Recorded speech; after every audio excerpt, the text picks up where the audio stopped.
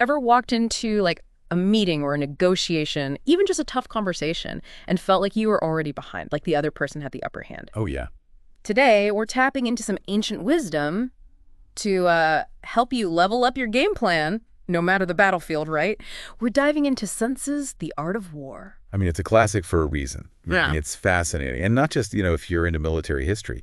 It's for anyone who wants to understand strategy, really, the timeless principles of it. Okay, so like, how do we actually use this stuff? What's the first thing Sun Tzu tells us about, getting ahead of the game? Preparation. Okay. Preparation is everything. Sun Tzu, he lays out these 5 constant factors that you have to think about before you even, make a move. 5? Yeah, 5. Okay. Moral law, heaven, earth, the commander, and method and discipline. He really believed that if you, truly understood these 5 things, you were already, on the road to winning. 5 factors. Okay, that sounds intense. So let's break it down, right? Let's start with moral law. What is that? It sounds, I don't know, kind of philosophical for something about war, right? Right. It sounds kind of lofty, but honestly, it's incredibly practical. What Sun Tzu's getting at here is the importance of having your team, everyone, aligned, aligned with the mission, the vision, the values, everyone pulling in the same direction. Yeah. He understood that a divided house can't stand. And that's true, whether you're talking about an army or a company, right? Totally. That's huge. Getting everyone on the same page. I mean, you can see how important that is. So moral law, check. Okay, next up we've got heaven and earth. Is this where it gets a little mystical, a little out there? No, not at all. Okay, think of it this way. Heaven represents all the stuff you just can't control. Okay. Weather, the time of day, even luck, right?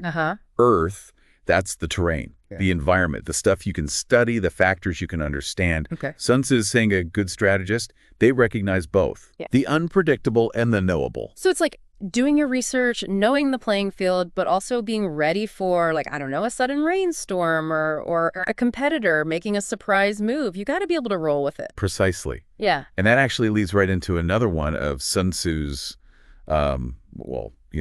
famous principles, deception.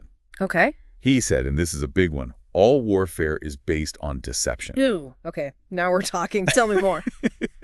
So Sun Tzu, he believed in deception, but not to, cheat.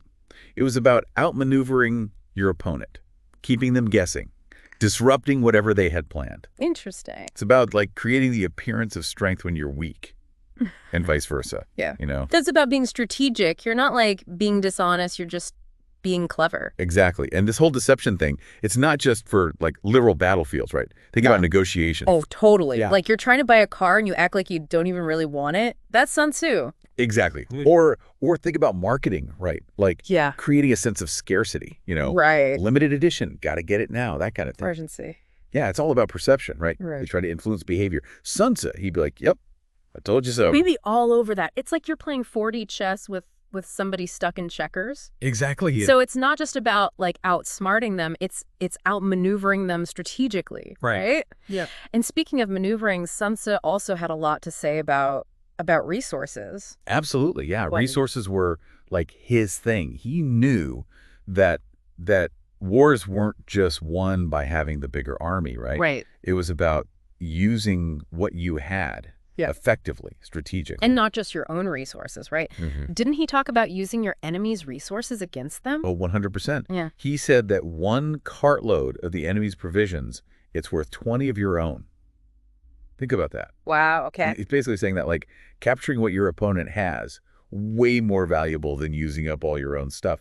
That's crazy. So how do we actually apply that today? I mean, it's not like we're out here, capturing supplies and chariots in the boardroom. Right. Yeah. Well, maybe not literally, but the principle, it still totally holds up. Okay. Think about a competitive market, right? Okay. Instead of just dumping all your resources into going head to head with some competitor, maybe there's a way to, I don't know, maybe acquire a smaller company that they're trying to bring in or leverage their customer base in a way they haven't even thought of. So it's about being creative, thinking outside the box, and using what's already out there to your advantage. Exactly. You got it. It's about being adaptable, resourceful, Yeah. And that actually connects to another super important part of Sun Tzu's strategy. Okay. The psychology of conflict. Okay. The mental game. This is where it gets really interesting. So Yeah. what did Sun Tzu have to say about that? Oh, he was way ahead of his time. He knew that victory wasn't just about being physically stronger, it was mental. It was about morale Right. for your own team and your enemies. It's like that whole get inside their head kind of thing, right? Yeah, exactly. Sun Tzu, he believed in using anything he could to demoralize the enemy, spreading rumors, exploiting weaknesses, even making them think you had this massive force just to make them doubt themselves. So it's about playing mind games, but I mean strategically, right? Not to be mean, but to gain an advantage. Right, exactly. And it's not just about their morale either, it's your own team's too, Sun Tzu, he knew how important clear communication was, treating people fairly, rewarding loyalty, all that stuff that builds a strong, unified front. It's that classic leadership advice, right? Like, take care of your people and they'll take care of you. Yeah, exactly. It's amazing how these things just transcend time. Right. It speaks to how fundamental they are. Totally. Whether you're leading an army or a team at work, understanding these principles, it gives you a real edge. And this actually leads to, I think, one of the most famous quotes from The Art of War. If you know the enemy and know yourself, you need not fear the result of 100 battles. Whoa, okay. There's a lot to unpack there. I mean, it's all about knowledge being power, right? But it's got to be more than that. Oh, absolutely, yeah. It's not just about knowing a bunch of facts. It's deeper. Right. Knowing yourself, that means being really honest with yourself. About your strengths, weaknesses, biases, all of it. Oh, that's hard. It is. And then knowing your enemy, that means really doing your research. What are their motivations, their capabilities? What are their patterns? You're not just Googling them, right? Yeah, exactly. It's deeper than that. It's really understanding how they tick. Yeah, totally.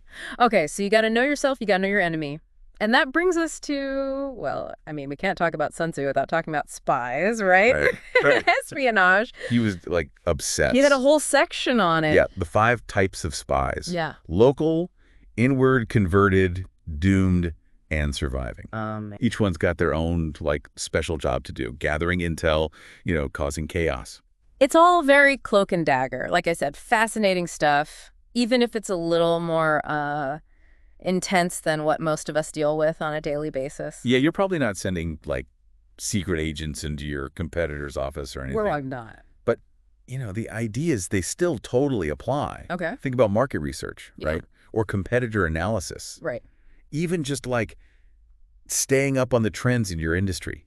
It's all about getting the information you need so you can get ahead. So staying ahead of the curve, it's like having your own little network of spies. Right. Feeding you information. 100%.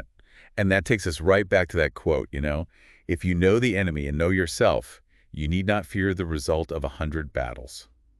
Sun Tzu, he nailed it with that one. It's all about informed decision-making, whether you're on an actual battlefield or just trying to navigate your career, your relationships. Totally. You got to be prepared. Exactly. And the thing that's so wild to me is that, Sun Tzu, he was writing about war, right? Conquering kingdoms, defeating your enemies. Right.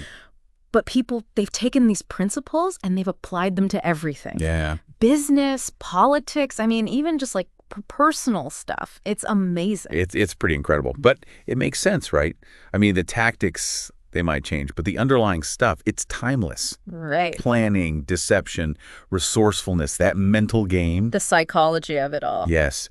And just knowing that information is power, that's all still so relevant today. It doesn't matter what century you're in. It's like he gave us this toolkit, right? Yeah. For understanding people, for making decisions, for thinking strategically, even when it feels like everything's a mess.